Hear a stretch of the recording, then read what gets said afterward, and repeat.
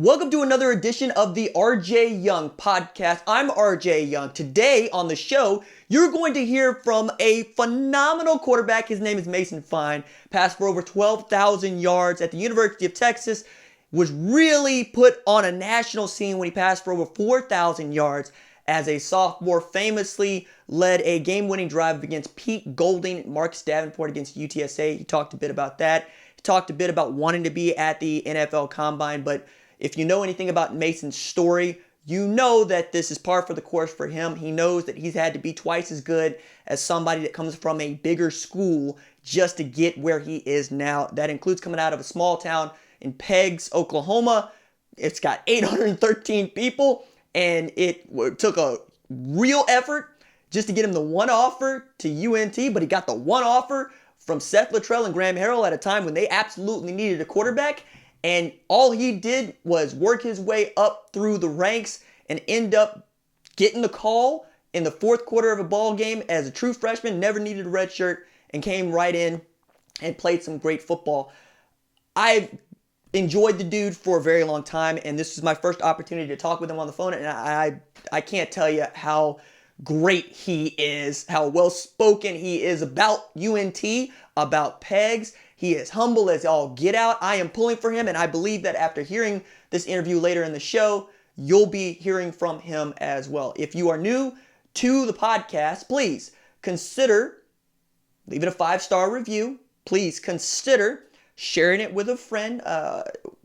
Something that the members of the YouTube channel had asked for, and it is there in its audio form. Of course, it is here in its video form for some as well, in bits and pieces. But if you don't subscribe to the YouTube channel, I would also encourage you to do that, as you know, the YouTube members really help power the linear podcast. But I wanted to touch on a few topics before we got to Mason Fine and that interview. I asked for 20 minutes. He gave me 21, and I sincerely appreciate every single thoughtful answer that he decided to give me. And I should add here, if you wonder what a show looks like for me to do solo, this is what that show looks like. I know that I have guests in it, I have folks that I like to talk with, but as I continue to do this sort of thing, I'm coming to understand that people really just like to hear my take on particularly college football and other stuff, but for whatever reason, people want to hear me and take me straight into the vein. So this is a solo show. This is basically how I do my radio show 5 days a week from 9 to 11 on the Sports Animal. Weekdays, if you're so inclined. All right, let's start the show.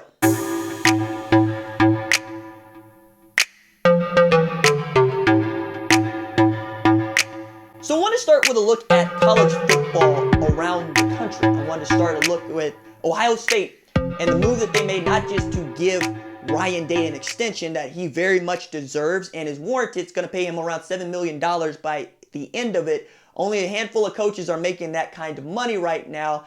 And those guys got national championships. You know what I mean? Save Jim Harbaugh, right? But you want to keep pace with that team up north, as the folks from Ohio State will refer to it. But what Day was able to do in inheriting the team at a time when, frankly, Urban Meyer was in bad health.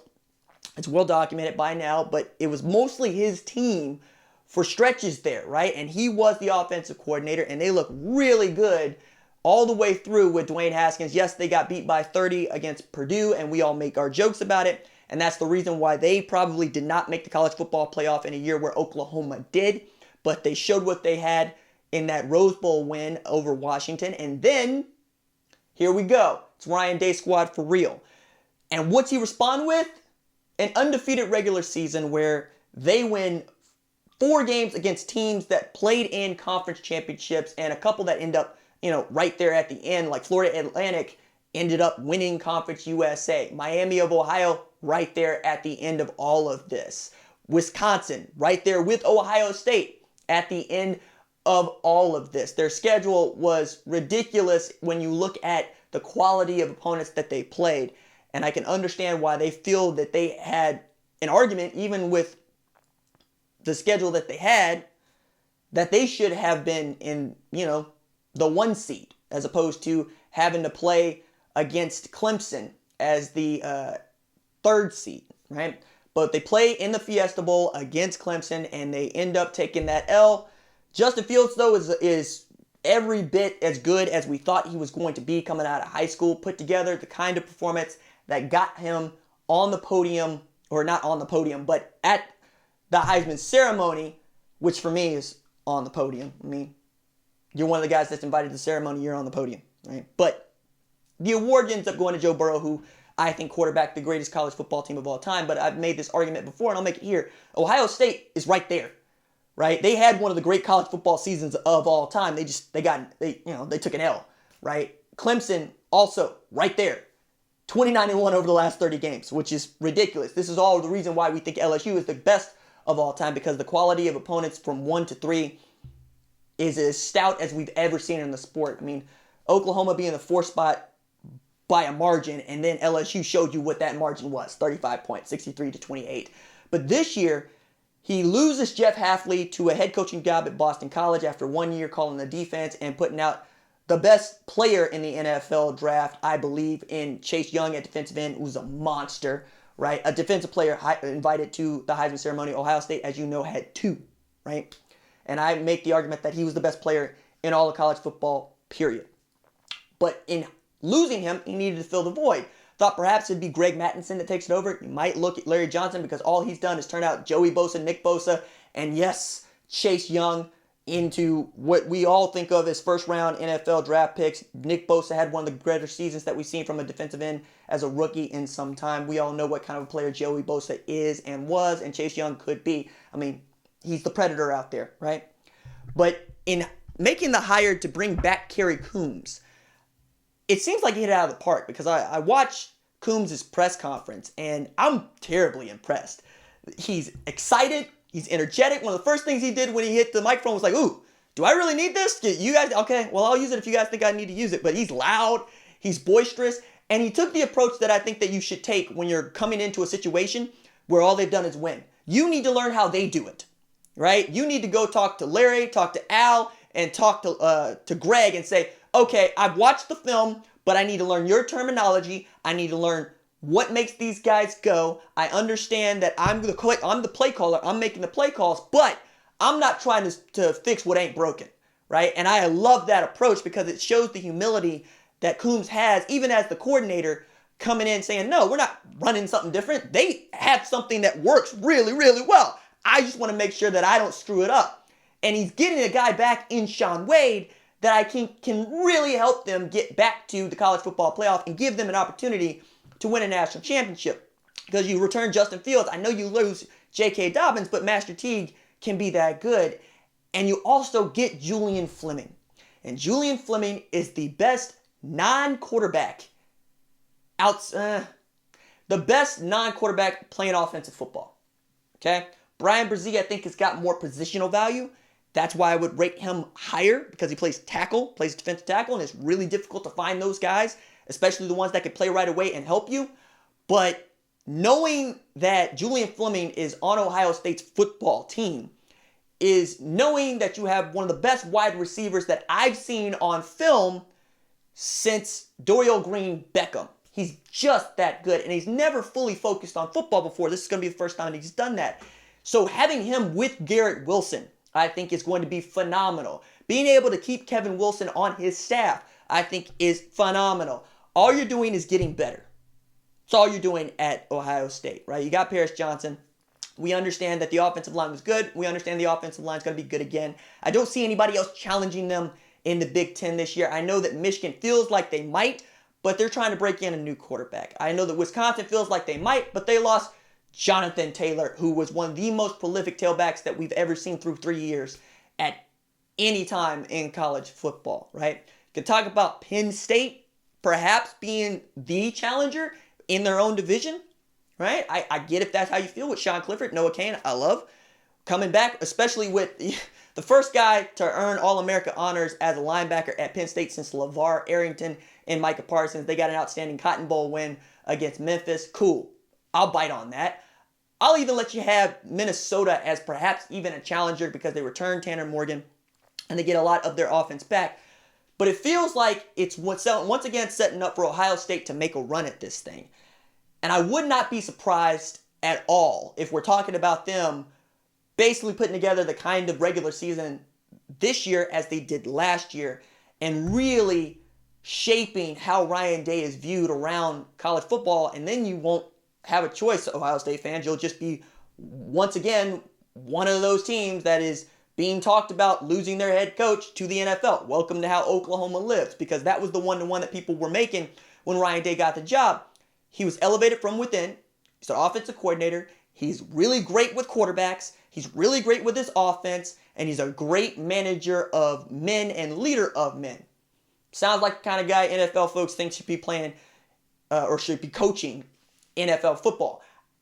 I'm not of that, because I think that college football is a different sport entirely than the NFL. And I think in some ways, the college football is just better. It's certainly better for coaches, because if you put together a winner, they're going to pay you a boatload of money to just keep doing what you're doing.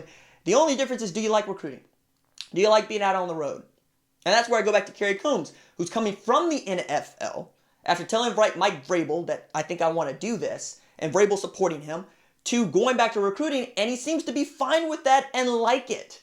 And if you don't like it, you're not going to be very successful, right? So I'm in on what Ohio State can be in 2020, and I would really be terrified if I'm a fan of a Big Ten team, because the Buckeyes are coming for everything once again. It is their Big Ten. Y'all just playing it.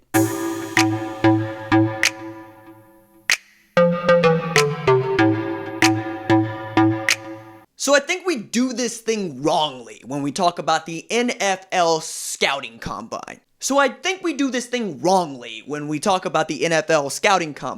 Peep game. While we're quick to point out stats like, of the 103 underclassmen granted what the NFL still calls special eligibility to enter the NFL draft early, 30 went undrafted in April 2019. In 2018, 35% of underclassmen went undrafted, and by January 22nd of this year, 99 players declared early for the NFL. Many of them are absolute monsters. Grant Delpit, J.K. Dobbins, Clyde Edwards-Helaire, T. Higgins, Isaiah Simmons, Jerry Jeudy, CeeDee Lamb. Some of them are simply outstanding college players like Cole Kmet, James Lynch, Patrick Queen, DeAndre Swift. Others are just dudes. Now, by sheer math, not every one of these dudes who was invited to the NFL scouting combine will get drafted. Check it. There are 7 rounds with 32 selections each. Shout out to my Kumon sensei, Joy Hoffmeister, who taught me 7 times 32 is 224 and made sure I didn't leave the program until I got to level O. Now, couple this with the knowledge that, according to NFL.com, 337 players were invited to Indianapolis to compete in the combine this year. It means if you drafted every player from the annual league meat market, you'd still be left with 113 players who wouldn't be drafted, who are, by definition, of earning an invite to the combine. 337 of the best players across 2 college football classes, making up a pool of 6,500 players if we just stick to the rough math of 25 scholarships per class times 2 times 130 FBS teams. And you'll note, of that 6,500 player pool, I am not including the FCS, Division II, Division III, or NAIA classes, or redshirt seniors. Now, flip that thinking into knowing you, by your Larry McMurtry lonesome, are probably just as good at making draft picks as your favorite team's front office and general manager combined. The members of the all-time dubious scouting combine draft picks is an eye-popping list of train wreck incompetence and unintentional comedy.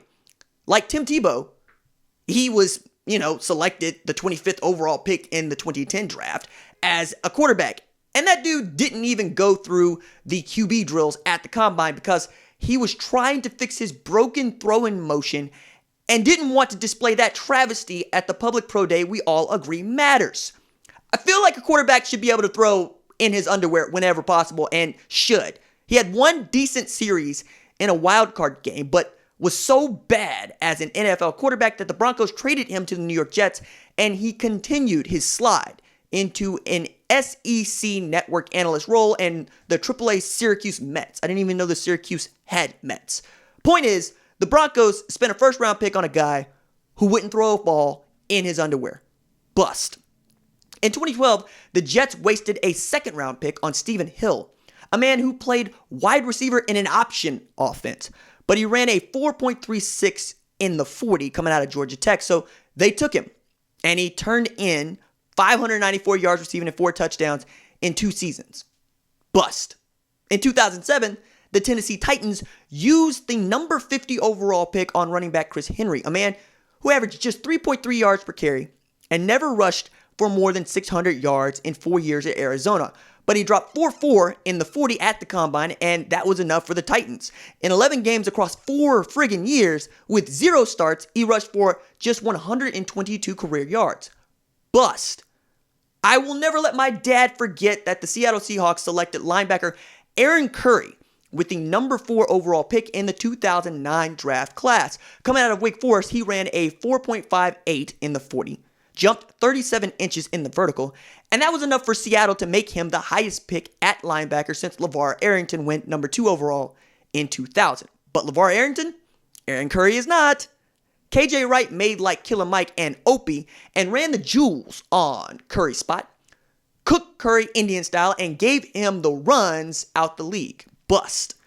Al Davis was still searching for the next Tim Brown and used picks on 4 of the 14 fastest dudes in the 40 at the combine in one friggin' year, 2006. Now, it should surprise nobody that the Raiders used their 2009 first-round pick on Darius Hayward-Bay after he laid down a 4.340 at the Underwear Olympics. Means the Raiders took DHB over Jeremy Maclin and Michael Crabtree in one hell of a week year for wideouts. Percy Harvin, Kenny Britt, yeah. Hakeem Nicks, Brian Robisky, yeah. Muhammad Massaquoi all went in the first 2 rounds. Yikes. Bust. Plural. Now, no combine bust bid is complete without a ritual annual dragging of the Philadelphia Eagles for selecting defensive lineman Mike Malula with the 7th overall pick in the draft, 1995, on the strength of his NFL combine performance, which I gotta tell you was actually pretty good. A 4.58 in the 40, 38.5-inch vert, and more reps on 225 on bench than the top offensive tackle in the draft that year, Tony Baselli. That was enough to inspire Philly to trade up 5 spots with Tampa Bay to select Mamula, right? The Bucs were fine with this then as they are now because they used the 12th pick to select Pro Football Hall of Fame defensive lineman Warren Sapp. So while you watch the Underwear Olympics, do your own evaluation. Make your own big board for your team. You'll hit just as much as you don't. And remember, you did that from your couch. And don't take the raw numbers of who didn't get drafted as a means of saying that a guy can't play. It's all fit, it's all work, it's all luck. But you can't get lucky with the fit without the work. And if this is what you're using the NFL Scouting Combine to do, showcase work, great, I'm all for it. But we all know the guys that can play. Why do we even need the meat market anymore?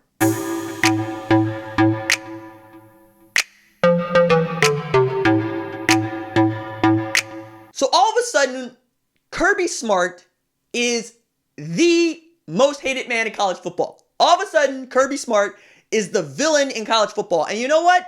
It's exactly what we need. We needed a Thanos character because we wanted it to be Nick Saban, but his squad has kind of fallen off. And while I'm picking them to win the 2021 national championship, perhaps against an Ohio State in the national final, I'm also looking and going, nobody's really afraid of Alabama in the way that you used to be afraid of Alabama, even as they've won 5 of the last 10 championships. Because 1, you saw what LSU was able to do against them, and 2, you saw what Auburn and Bo Nix was able to do against them. Now, I'm going to go ahead and trot out what I've been saying and what Alabama fans have been saying.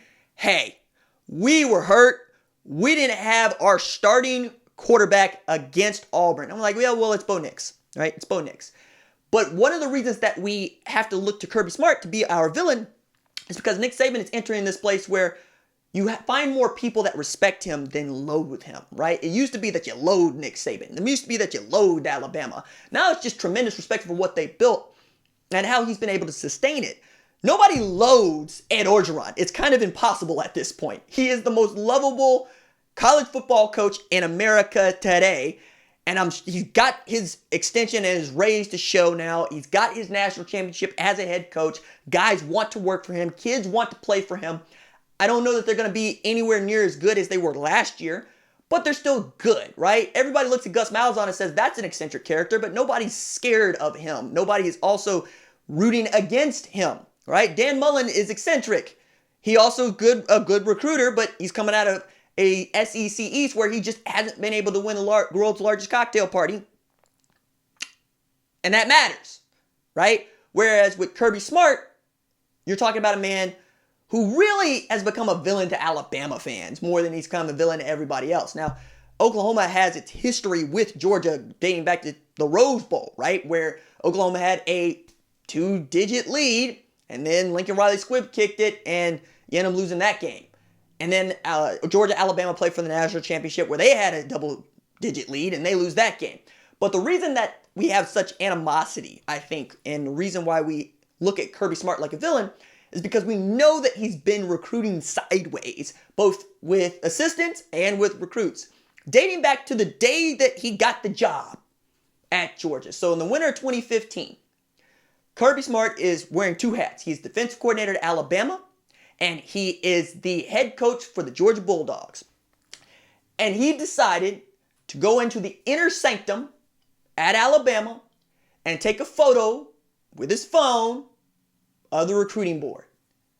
And then he used it to negatively recruit against Alabama, showing the kiddos who might have been farther down on the board that Alabama does not love you as much as they say they do. I do. I want you.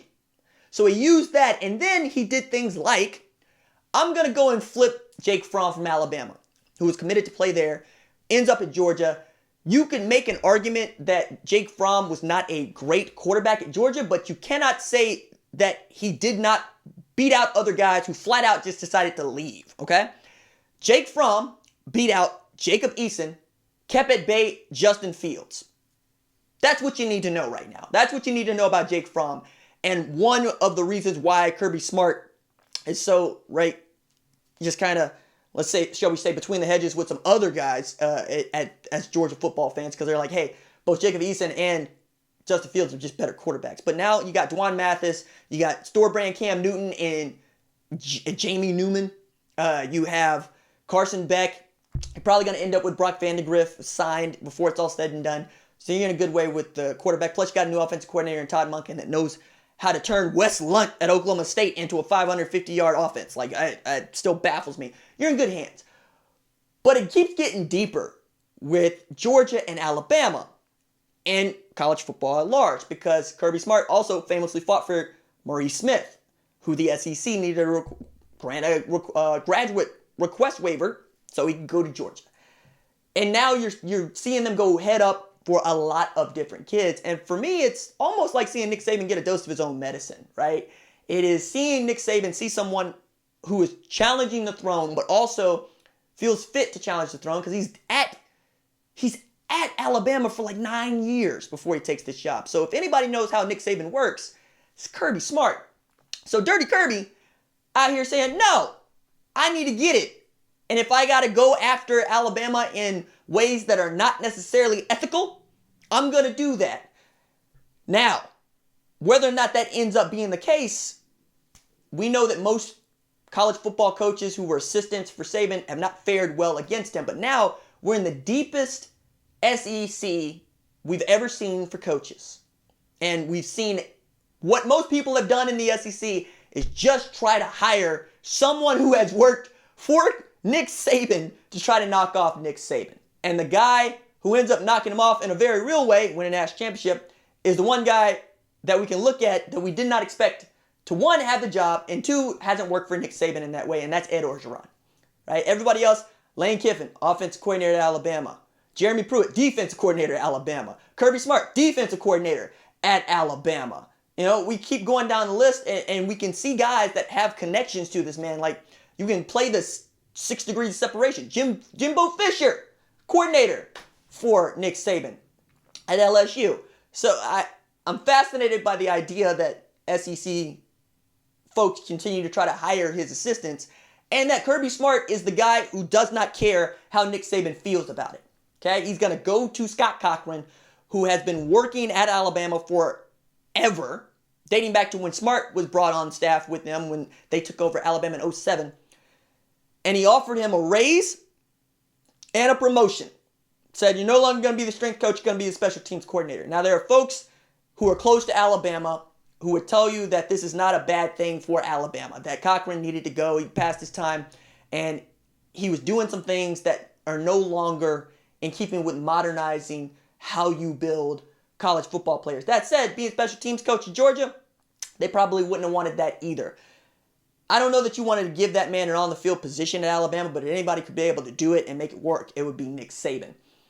And now we're going to get back into this situation that I absolutely love, which is watching Georgia probably come out of the SEC East and probably have something to say about playing against Alabama in the SEC Championship. But for the time being, in a sport where we don't really have a Thanos character, we don't have a villain, and you need a villain for every story to be worthwhile, for every story to be worth telling, we now have one. I'm very excited about that. I'm ecstatic about that, and I'm rooting for Kirby Smart to continue to tear stuff up.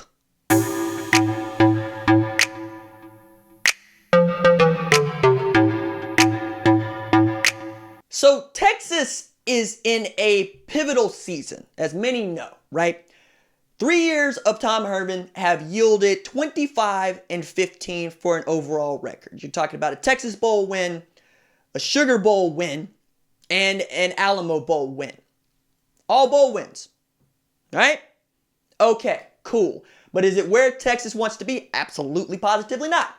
You needed 14 games to win 10, even when you won that Sugar Bowl against a Georgia team that, most SEC fans will tell you they didn't want to be there anyway. And DeAndre Baker didn't play. Best corner for Georgia. And at the time, DeAndre Baker still hadn't given up a TD since 2016. And then he did not have a great rookie season for the Giants. But the point remains, great college football defensive back.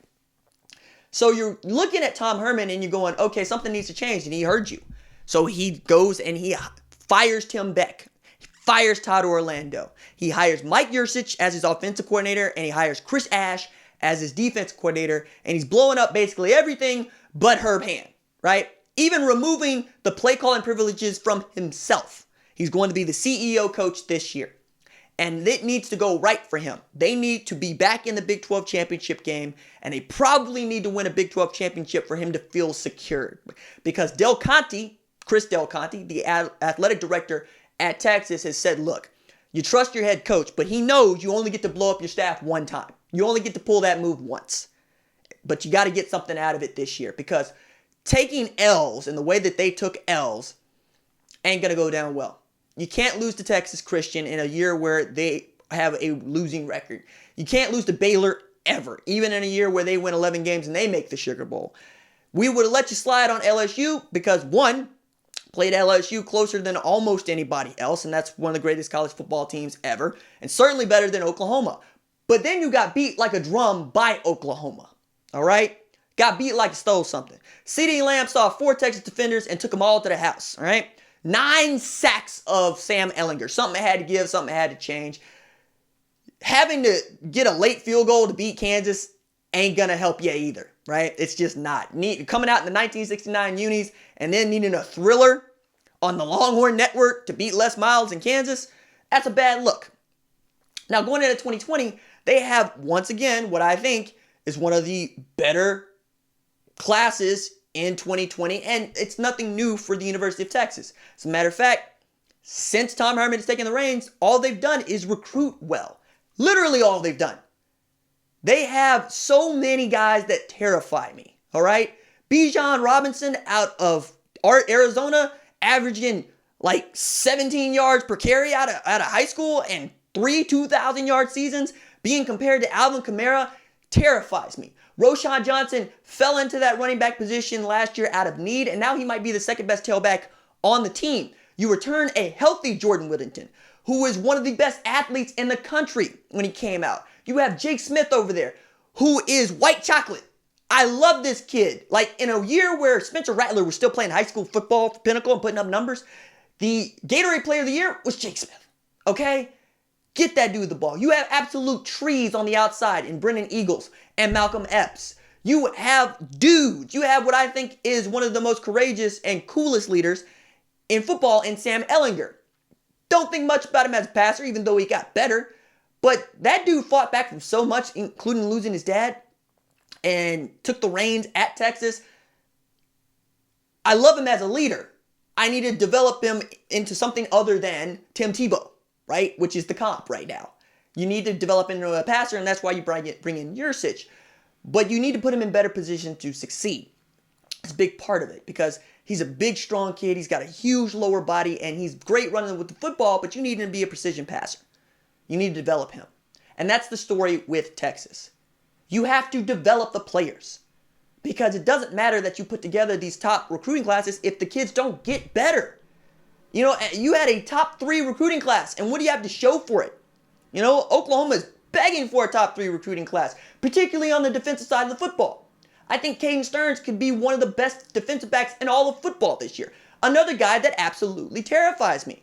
You're bringing in guys like Jaquindon Jackson, who once he gets his ACL injury rehabbed and he's ready to go, could be your heir apparent quarterback, could be an outstanding wideout. You have Hudson Card right there, who's going to be learning at the knee of Sam Ehlinger, going to be learning this Mike Yurcich offense. You have guys. Daniel Young could absolutely be a dude. I can keep rolling them off, right? But that's kind of the issue right now. If you are Texas and you haven't put together the kind of season that you should put together in 2020, you might need to move on. You got to travel to Baton Rouge this year, and you got to not get embarrassed. Matter of fact, you probably need to get a W for everybody to be comfortable with what Tom Herman has done. We're going to look and see what it looks like during the spring practices that start in March. We're going to look and see what it looks like at the spring game. But it ain't going to know, we're not going to know much about what Texas is until that LSU game against an LSU team that, quite frankly, we don't expect to be as good as last year's team, but we didn't expect that LSU that they faced this year to be that good, and they were. Now, if Tom Herman puts those kids through another death camp in August, they're going to get hurt again. And if they get hurt again, they're not going to be able to be healthy until the bowl game like last year. You know, you suffered some injuries early on. Talk about Oklahoma State, LSU. You got beat to hell in October by Oklahoma. So through the last 6 weeks of the season, you didn't really have anything to give. You had to play guys like Anthony Cook. You had to absolutely put out guys that were unproven. But now they all have some seasoning. Joe Assai is going to move to basically a pass rusher spot. Right? You're going to get him opportunities to come after the quarterback. You're going to go back to a 4-man front. You're going to play match quarters. You have the guy that was coordinating the defense when Tom Herman was calling the offense at Ohio State and they won national championships, right? You got a guy in Mike Yurcich who has turned lemons into lemonade at Oklahoma State, who was quarterback coach at Ohio State, and is now coming to do what he really loves, call plays, install the offense at Texas. You have the ingredients. And if you don't get it right, the buck has to stop with the guy in charge. The buck has to stop with the guy who said we have some elite players. The buck has to stop with the guy who made fun of a reporter for mispronouncing Sam Ehlinger's name. Talk about it's Ehlinger with the hard G. You have to be the guy that everybody thought you were at Houston. You have to be the guy that turned Greg Ward into a conference championship winning quarterback, the guy that won a New Year's Six Bowl, the guy that got the grill, the guy that put together the Office Space commercial where they're beating up a fax machine on National Signing Day. I love it. The guy that Tom Herman was at Ohio State, who was fun, who knew offensive football, who called great offensive football. The guy who went to Houston and then snatched up the best defensive tackle in the class and got him to go to a group of 5 school. That guy hasn't shown up at Texas. Maybe it's the pressure of the position. Maybe it's his expectations. Maybe it's that he's just hearing too much noise. But one way or another, we're going to find out in 2020. And if you put together another 8-5 season, you're going to get the Houston treatment. You're going to get the Major Applewhite treatment. You're going to get fired. And I can't say that you didn't see this coming, because you know how the University of Texas gets down. You know what they're willing to put up with. You know what they're absolutely not willing to put up with. All right, let's talk to Mason Fine, who is outstanding, and I sincerely love talking with him. I hope you enjoyed as well.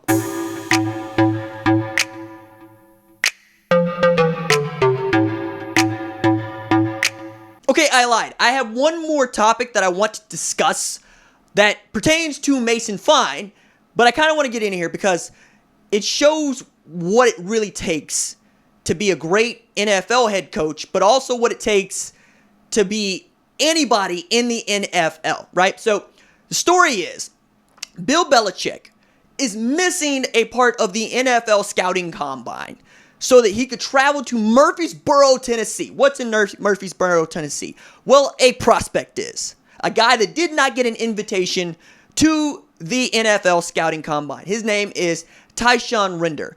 Tyshawn plays for Middle Tennessee State, right? He had 49 tackles. He had 10 tackles for loss.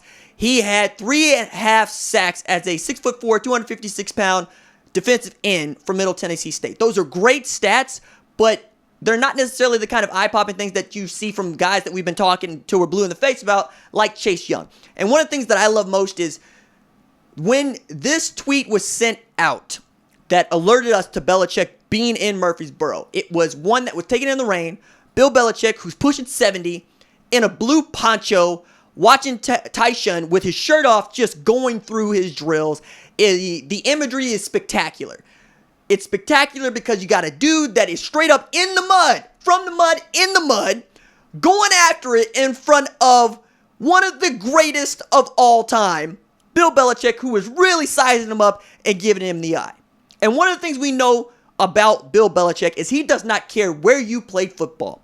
He does not care whether or not you played at Alabama for his good buddy Nick Saban, or you played at Ohio State where Larry Johnson just turns out monsters on the defensive line, or at Oklahoma where Lincoln Riley has done nothing but turn every single quarterback who has started at the University of Oklahoma for him into a Heisman finalist. He cares about, do you have the goods to play? And there's a list of these guys that I feel like I need to tell you about, for which would not be in the National Football League if Bill Belichick did not draft them. Guys like Jimmy Garoppolo, who just got done playing in a Super Bowl, who was going to be the heir apparent to Tom Brady, and who was the FCS Player of the Year coming out of Eastern Illinois. And being Player of the Year at that division is a really good predictor of success, right? Being elite at that division is a really good predictor of success. Carson Wentz. But what if you aren't playing quarterback? All right. Well, Bill Belichick went to West Alabama to find Malcolm Butler, who had the interception to win him a Super Bowl. All right. He's still the only guy to draft a dude out of Bemidji State. What? And he put that dude on national television playing wide receiver. He will go wherever there are great football players. Matter of fact, I kind of want to get this list, right? So this list that I mentioned of folks that he went to go get includes not just Jimmy G, and of course, not just Zach Moore out of Concordia St. Paul, who's still the only player ever drafted out of Concordia St. Paul. And my man, Gunnar Olszewski, who was a defensive back coming out of, yes, Bemidji State. I didn't even know there was a Bemidji State until this dude. And then we have guys like Joe Cardona coming out of Naval Academy, which is well known, right? We know that the Naval Academy is famous for putting out soldiers, not necessarily football players, right?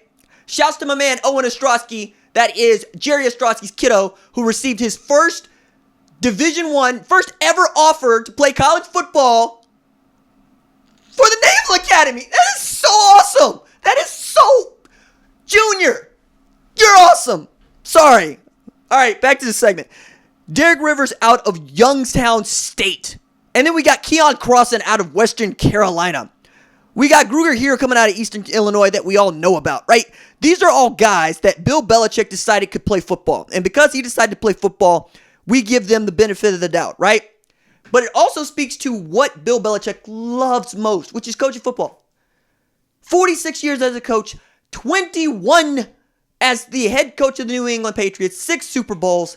The man is still out in the mud, not playing patty cake at the scouting combine and loving up the media, not watching the meat market, but going to the hinterlands to try to find himself a ball player. Even as his team is coming off of getting, like 49 sacks last year. Even as that defense was the best defense in the NFL last year, he's still looking for ways to make it better. And who knows? Perhaps he doesn't even like Tyson Render as a defensive end. Maybe he likes him as an inside linebacker. Hell, maybe he likes him as a safety. I wouldn't care because Bill Belichick is about finding football players that know football. As a guy that comes from the mud, as a guy who started a YouTube channel holding his phone up to his face, as a guy who has been lucky enough to be spotted by a fella at CBS who thought that I was make a good college football analyst, and then later a co-host on CBS Sports Network for David Stevens and Kevin Ward, who thought I would make a good solo radio host. I am the only solo sports talk radio host in my market. I love that. I love that someone trusted me to hold up Tulsa. I'm not supposed to be here. And I don't think that my mentality was such that I'm not supposed to be here. It's just, are you lucky? Are you good? Yes.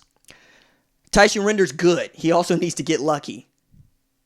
Mason Fine is great. He also just needs to get a little bit lucky. He's undersized. He's probably not as fast. He didn't play at a Division I or a big-time Division I university. He played at North Texas. He got one offer. He accepted it, and he turned that into one of the greatest college football quarterbacking careers of all time. Full stop. He beat a defensive coordinator who ended up being the defensive coordinator at the University of Alabama. He beat a defense that had a first-round draft pick at defensive end in Marcus Davenport. He went to Fayetteville with North Texas on his chest and got a W at Arkansas. I don't give a damn what you think about Arkansas. That's a big deal. Proud to have got the chance to talk to Mason Fine. His pro day is March 26th. I hope to get down there just to shake his hand. All right, now let's talk to Mason.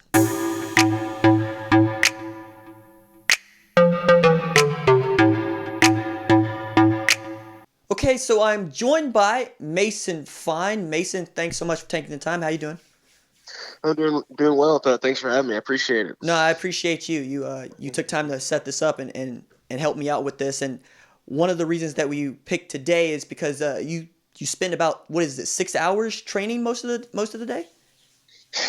Yeah, my weekday schedule. I get up morning, I work out early in the morning, get treatment. Making sure I'm ready to hit the weights, making sure my body's ready to run, prep my body ready for the afternoon, and then I'll do a lot of speed and endurance training in the afternoons with Coach Womack and his staff at the University of North Texas, and then I'll throw in the afternoon as well. So about each day, I probably put in around 6 hours at the minimum. Wow.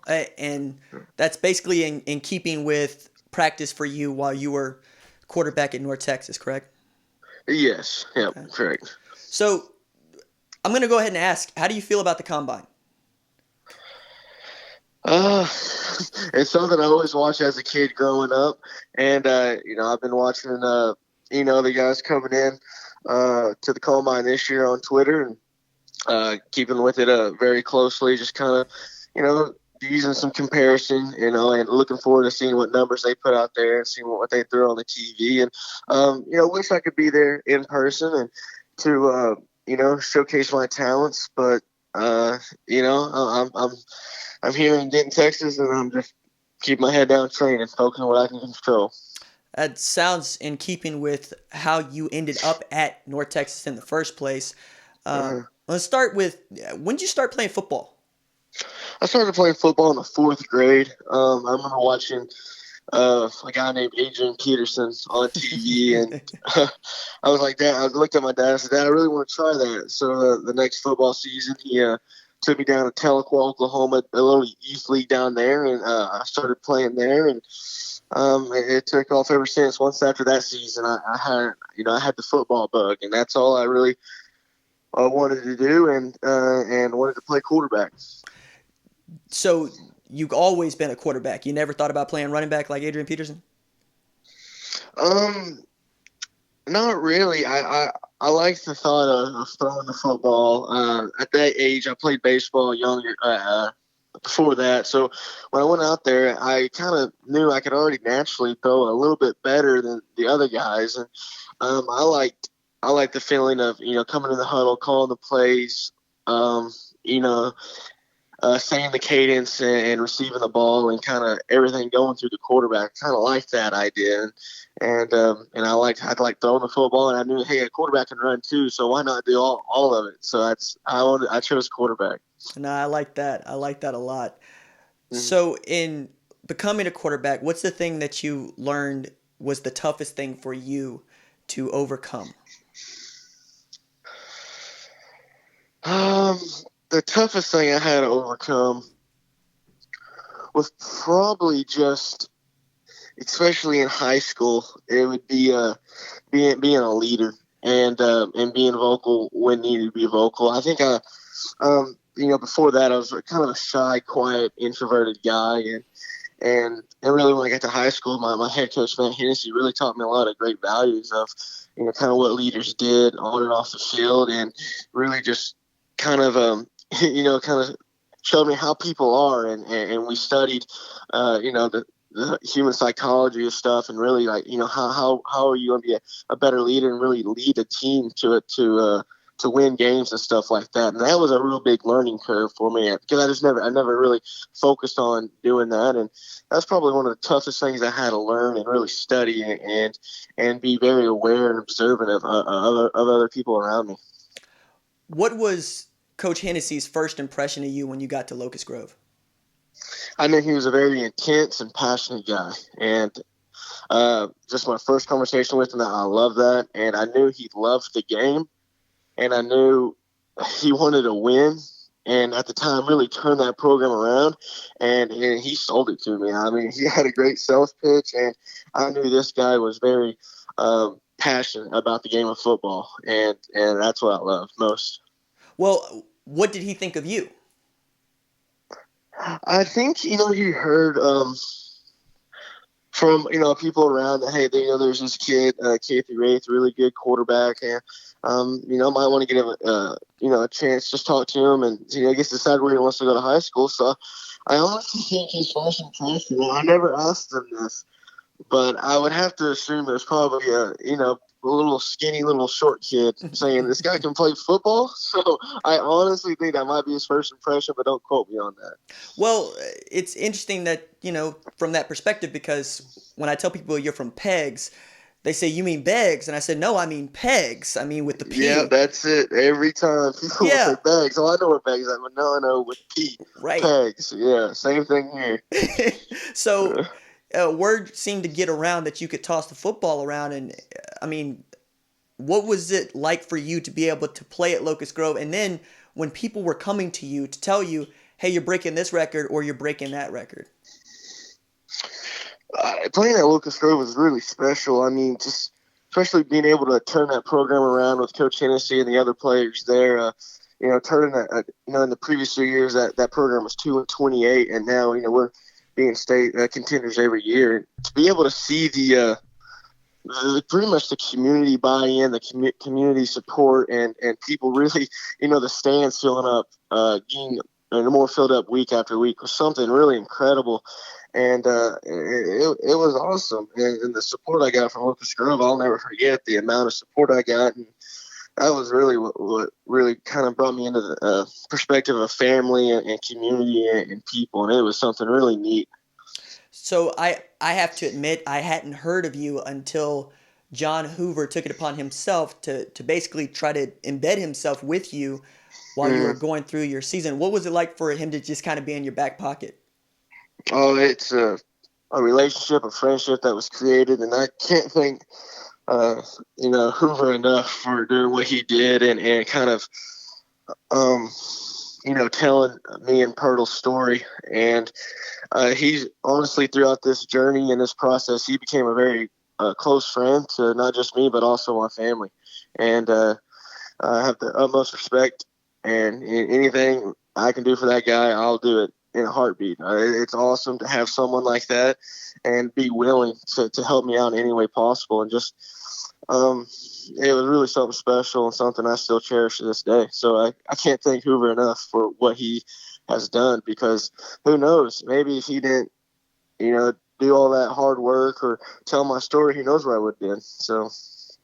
Well, I'm going to tell you to go ahead and subscribe to his YouTube channel then, among other things, if you don't already. Yeah, I don't know if I am. So, yeah, I need to go do that. Yeah, no, he's outstanding guy, and I appreciate you saying that about him.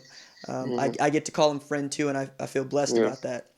So, Sure. in your come up, again, you got Hoover writing these columns about you. You have other folks that are yelling loudly that we got this kid in Locust Grove who's setting records in Oklahoma high school football for throwing the ball around. And yet, how many camps did you go to before you ended up with Graham Harrell coming down to see you? I did the whole camp cycle my junior and senior year, almost, every other weekend. We were trying to hit, one of those camps to showcase your skills, little one-day camps. And I hit quite a few. I don't know the exact number, but I know I hit all the local schools, OSU, trying to hit a camp at Tulsa, hit Arkansas State, Missouri State, and just a lot of those. And it was the same thing over and over, just, too short, too small, too slow, not quite big enough, played at a small school, all those things. So it was real frustrating. But just really kept saying, well, I know if I can just have a great senior year and put, a great film up, that's what they care about. So that's really what I focused on to after the camp season. I really just kept my head down and just focused on the season after that.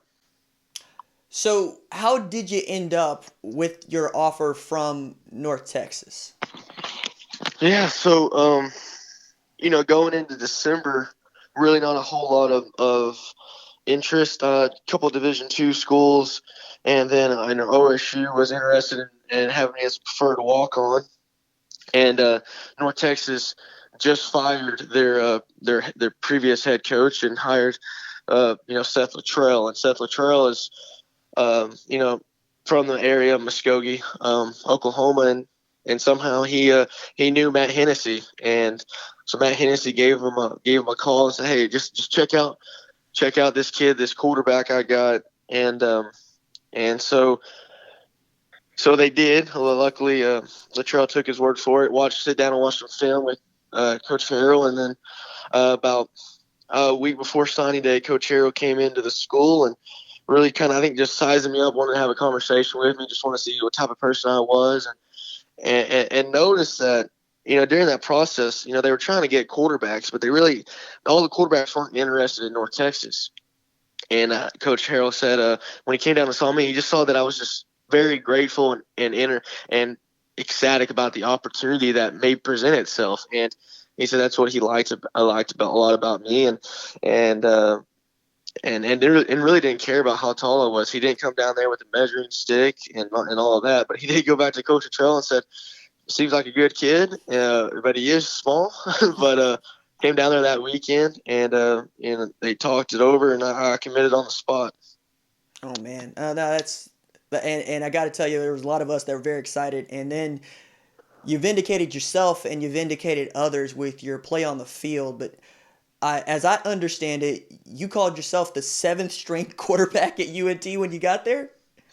Yeah, and I don't think I'm exaggerating. I mean, they had Alec Morris transfer from Alabama. They had their backup. They had another transfer come in, and then they had 2 that was previously there. So that'd be 5, and then me, and then the freshman they bought there. So it'd be 6th or 7th when I first stepped up, and I was getting no reps all summer with the OTAs and the team workouts and stuff. So I wasn't getting much reps in with the team or anything like that. So I was pretty far down there. And then you seem to get an opportunity early on in the first game. I say early on. Walk me through watching Alec Morris get the start, and then what I assume is Coach Luttrell coming up to you going, you ready to go in? Yeah, so I mean, throughout training camp, I think I was just kind of getting more reps day by day. Like I say, controlling what I can control. I think my first day of training, fall camp, day one, I think we did individual drills, and I think Coach Carroll kind of liked what he saw in the individual drills. So I got one drive with the second string, and we went down there and led him to a touchdown. So I just kept improving each day, and obviously at the time, it was Alec Morris. He was getting all the one reps and stuff like that. And, being a starter, I I practiced like I wanted to be the starter. I prepared like I wanted to be the starter. But in all reality, I was trying to get either a backup or just really climb my way up the depth chart and prove myself that I belong here. And at the time, the plan was really to redshirt and, just put on some weight and get ready for next year and learn the playbook this year and get mentally ready.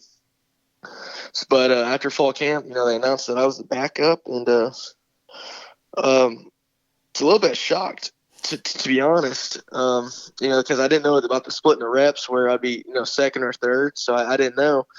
But and then, I was great friends with Alec, and he helped me out a lot through the process, and someone I look up to this day. And just the game kind of didn't go the way they planned on it, and Coach Luttrell came up to me the beginning of the fourth quarter saying, "You want to go in?" And without hesitation, I remember my eyes getting real big and saying, "Well, yes, sir. Of course I want to go in. Heck yeah!" But deep down, I really was just, here's my opportunity. I'm not going to let it slip through. Not going to let it slip through my fingers. So, very, very anxious, and nervous, but also a dream come true too at the same time. And you pretty much hung on to the job from that point forward. But the folks really got to know you in a real way following your 2017 season. So much so that we saw folks, like UNT put on its Heisman campaign for you, which I thought was awesome. But what was your most memorable game for you during your time at UNT? There's a couple. I think every game is something to learn, something that's special about it. But I think my most memorable game is going to be something more that happened off the field, and that's when we traveled up to the University of Arkansas, be my junior year, and the game was special in the fact that it was a Power 5. It's a team that was in my backyard, under an hour away to have that opportunity, but the pictures that my mom showed at their little tailgate party of all the Pegs and Locust Grove citizens that showed up, they said there had been around 300 to 400 people from the area that I knew growing up that was there supporting me, and all my friends were after the game. They dabbed me up and congratulated me. So that's always going to be really at the back of my mind, is going up there and seeing the terrain and being like, man, this is home. Like I'm right here at home, and being able to play a football game against the University of Arkansas and have the opportunity. But really, just the most memorable moment is just seeing the pictures of all the people that were there and afterwards supporting me. I thought that was just really neat, really interesting, and really cool. I have to underscore for the folks listening that Pegs is a town of about 800 people. So half the town showing up to watch you play at Fayetteville is not a small thing. Yeah. It's not a small thing. You mentioned there were a couple. Was there one that followed that? Yeah, I think this is and it is for you go around on campus and you'll still see posters and people talking about it. It's my sophomore year against UTSA. It's known as the Drive now. And at this time, UTSA was undefeated, really kind of predicted to be a heavy favorite to win Conference USA West. And we go in there my sophomore year and against a very good defense. I think that next year their defensive coordinator actually got hired to be a co-defense coordinator in Alabama. I'm not sure. Don't quote me on that. No, you're right. It's Pete Golding, and you also had Marcus Davenport was a first-round pick at end. Yeah, and I had Davenport after me all game. Great player, great person too. We became good friends after that game, but just reeling the situation, just 90 90, I don't remember, 90-something yards, 97, 99 yards to go with around a minute left with 0 timeouts, and we're down by 4. And just the way we go down there, and it was cool because a lot of the people already walked out of the stadium. It was kind of half empty, and we go down there and we score, and that's really where the belief in the program took off. And I don't believe we would have had a great season if we didn't win that game, or just kind of brought a little magic, a little spark to the program. And after that, because it was early in my sophomore year, it kind of the program took off and it built up, and it was just a really cool, exciting game, and that would always be in the back of my mind. So I have a few more questions for you for what is I'm going to call like a lightning round. It's just first answer that pops in your head. So the first question is, what's your favorite movie? The Gladiator. Okay. What's your favorite quarterback? Ooh, that's tough. Who is your favorite quarterback? Yeah. It's between two. I gotta say two: Drew Brees or Russell Wilson. I like where your head's at. Who is the best defensive back you ever faced? Probably a Meek Robertson. He's actually in the draft this year from Louisiana Tech. Yeah, we had quite a discussion about him at the Thorpe Award Selection Committee. There were some folks that saying, hey, we might be passing on one of the best kids playing this year. He just happens to play in Group of 5. So, yeah, that's an excellent pick. What would be your advice to Oklahoma high school kids, particularly the ones that play at smaller schools?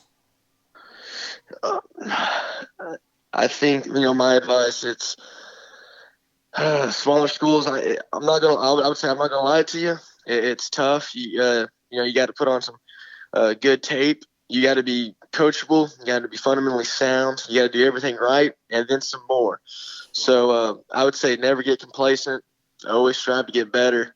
And for you to make it, you're going to have to do a little bit of work outside of what's mandatory and what people expect of you. And I think you can be as great as you want to be, but also you're the only person that can stop yourself. So that would be my advice. Do you still think about maybe one day running for presiding chief of the Cherokee Nation?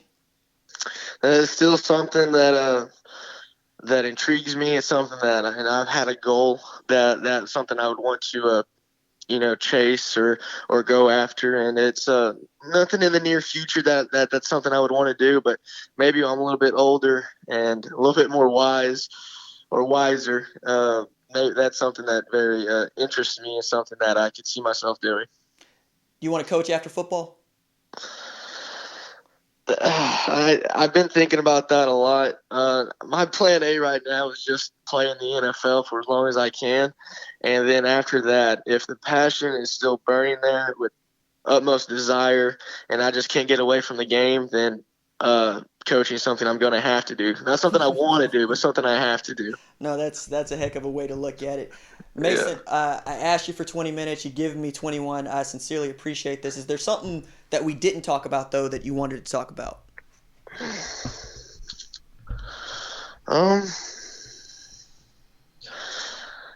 Just, people keep asking me, how you feel about the combine and the XFL, anything like that. And,